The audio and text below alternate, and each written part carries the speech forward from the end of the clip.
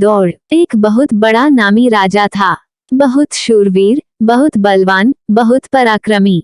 राजा अपनी बहादुरी से नई नई राज्यों को जीतकर अपने राज्य का विस्तार दिन दोगुना और रात चौगुनी गति से बढ़ाए जा रहा था। धन दौलत, सेना, जमीन, शोहरत, किसी चीज की उसे कोई कमी नहीं थी।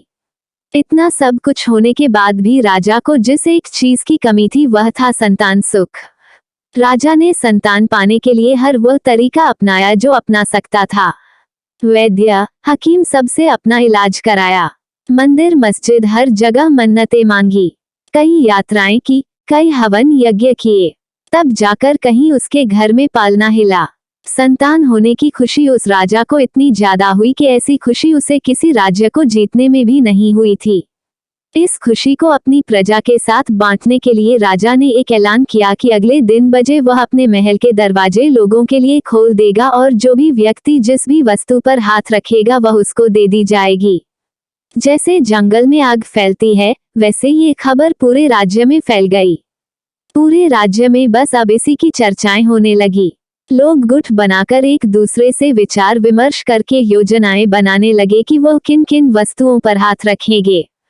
कोई कहता वह घोड़े पर हाथ रखेगा, कोई कहता हाथी पर, कोई कहता रथ पर, कोई कहता वह कीमती हीरे जवाहरात पर हाथ रखेगा, कोई कहता वो राजा के महल पर हाथ रखेगा।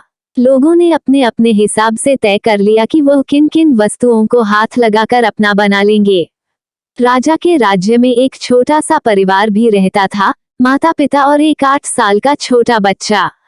जब हर तरफ इसी बात की चर्चा हो रही थी तो उस बच्चे के मन में जिज्ञासा उठी और उसने अपने माता पिता से कहा कि मुझे भी आप कल राजा के महल में लेकर चलिएगा, मुझे भी कुछ चाहिए। बच्चे के माता पिता ने उसे बहुत समझाया कि तुम अभी छोटे हो, तुम्हें भला इन सब से क्या मतलब, लेकिन बच्चा जिद पकड़ कर बैठ गया।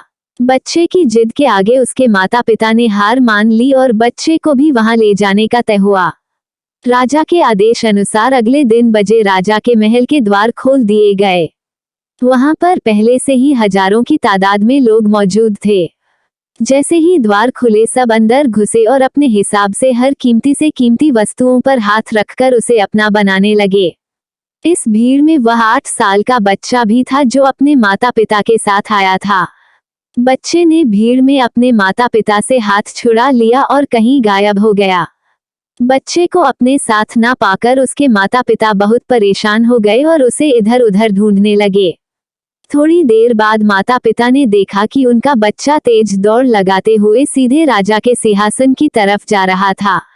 बच्चा राजा के सिंहासन तक पहुंचा और बच्चे ने सीधे राजा के ऊपर हाथ रख दिया और चिल्ला के बोला, आज से यह राजा मेरा है और इसके साथ यह सारी प्रजा भी।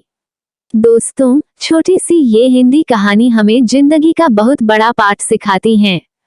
हम जीवन भर क्षणभंगुर और विनाशी वस्तुओं के पीछे दौड़ते रहते हैं।